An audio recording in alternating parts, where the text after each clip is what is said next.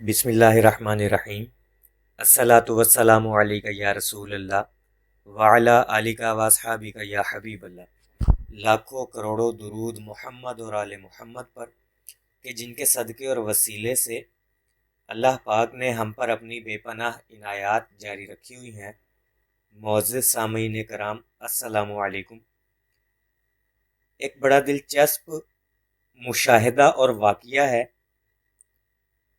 کتاب کا نام ہے مرنے والوں سے ملاقات اور پیج نمبر ہے 88۔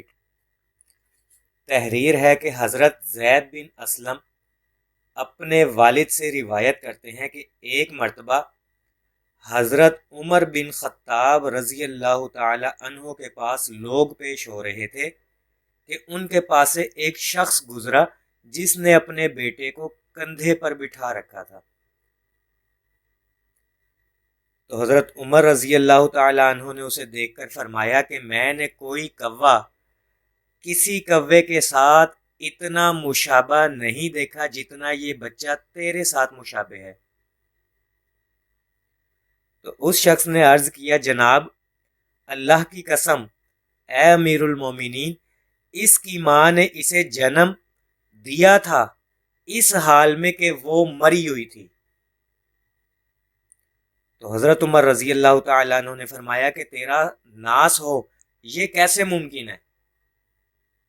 کہنے لگا، میں فلاں جنگ میں نکلا تو میری بیوی اس وقت امید سے تھی۔ وہ مجھ سے کہنے لگی کہ تم اس حال میں مجھے کس کے سہارے چھوڑ کر جا رہے ہو؟ تو میں نے کہا، میں اللہ کے سپرد کرتا ہوں اس چیز کو جو تیرے پیٹ میں ہے، اور یہ کہہ کر میں جنگ پر چلا گیا۔ پھر کچھ عرصہ بعد جب میں واپس لوٹا تو مجھے خبر دی گئی کہ تیری بیوی مر چکی ہے۔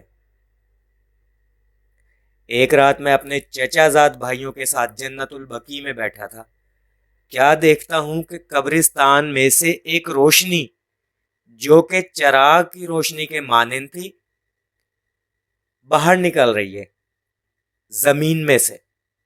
تو میں نے اپنے چچا زاد بھائیوں سے پوچھا، یہ کیا چیز ہے؟ کہنے لگے، ہم نہیں جانتے سوائے اس کے کہ تیری بیوی کے قبر کے پاس اس روشنی کو دیکھتے ہیں۔ چنانچہ میں نے اپنا کلہاڑا لیا اور قبر کی طرف چل دیا۔ قبر کھودنا شروع کی، اور جب قبر کھلی تو کیا دیکھتا ہوں، یہ بچہ اپنی ماں کی گود میں بیٹھا کھیل رہا ہے۔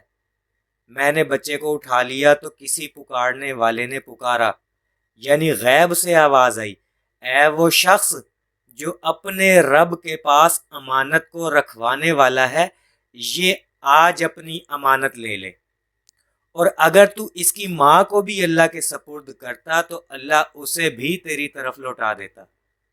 کہنے لگے، میں نے یہ سن کر قبر کو بند کر دیا اور بچے کو لے کر گھر آ گیا۔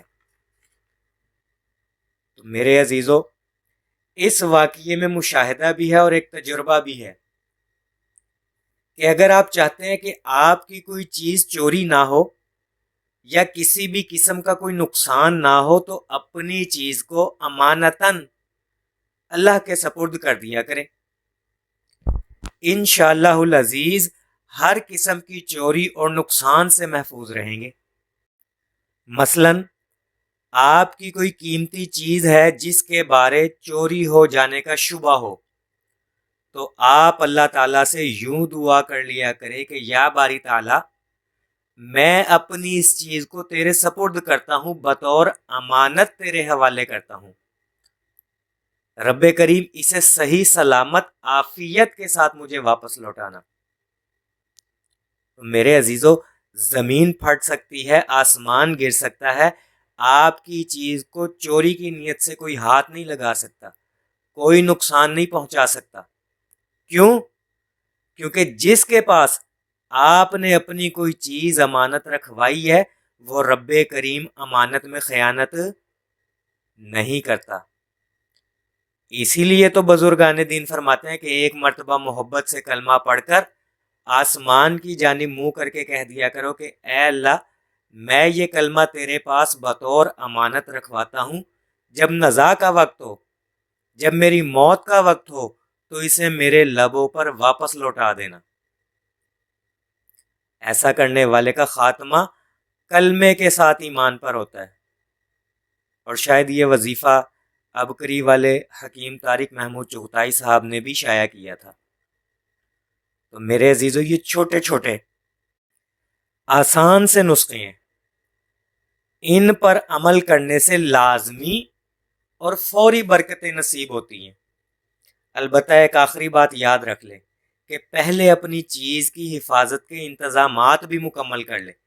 ایسا نہ ہو کہ ایک شخص اپنی بائک رش میں بغیر لاک لگائے کھڑی کر جائے اور اللہ کے حوالے کرتا پھرے، کیونکہ نبی علیہ الصلاۃ والسلام کی حدیث مبارکہ کے مفہوم کے مطابق جب ایک شخص نے پوچھا کہ کیا ہمارا اپنے اونٹوں کے بارے میں رب پر بھروسہ کرنا کافی ہے، تو نبی کریم صلی اللہ علیہ وآلہ وسلم نے فرمایا کہ پہلے اپنے اونٹ کا گھٹنا باندھو، پھر اللہ کے بھروسے کو پکڑو۔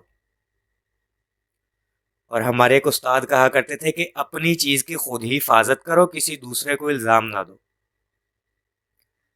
لہٰذا ان سب باتوں کا خلاصہ یہی ہے کہ پہلے اپنے حفاظتی انتظامات مکمل کرو، اس کے بعد اللہ کے پاس امانت رکھواؤ۔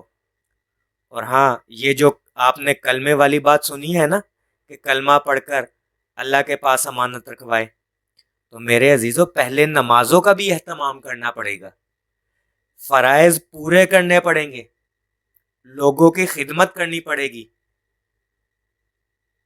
لوگوں کا دل دکھانے سے باز آنا پڑے گا، اس کے بعد آپ کلمہ امانت رکھوا سکتے ہیں، پھر اللہ پاک خیانت بھی نہیں کریں گے۔ امید ہے آپ کو ساری بات سمجھ آ گئی ہوگی۔ دعا گو ہوں کہ اللہ پاک ہم سب کو درود شریف پڑھنے، پڑھوانے، لکھنے، لکھوانے اور اس کی اشاعت و تبلیغ کرنے والا بنائے، اور اس کے ساتھ ساتھ ان چھوٹے چھوٹے اعمال پر عمل پیرا ہونے اور دوسروں کو بتانے کی بھی توفیق عطا فرمائے، کیونکہ اچھی بات پھیلانا، اچھی بات بتانا بھی صدقہ جاریہ ہے۔ ہر وہ بات جسے دین میں بگاڑ نہ پیدا ہوتا ہو، کسی دوسرے کا فائدہ ہوتا ہو، وہ صدقہ جاریہ میں شامل ہے۔ اللہ پاک ہم سب کو اس پر عمل کرنے کی توفیق عطا فرمائے۔ صلی اللہ علی محمد، صلی اللہ علی محمد، صلی اللہ علی محمد۔ السلام علیکم۔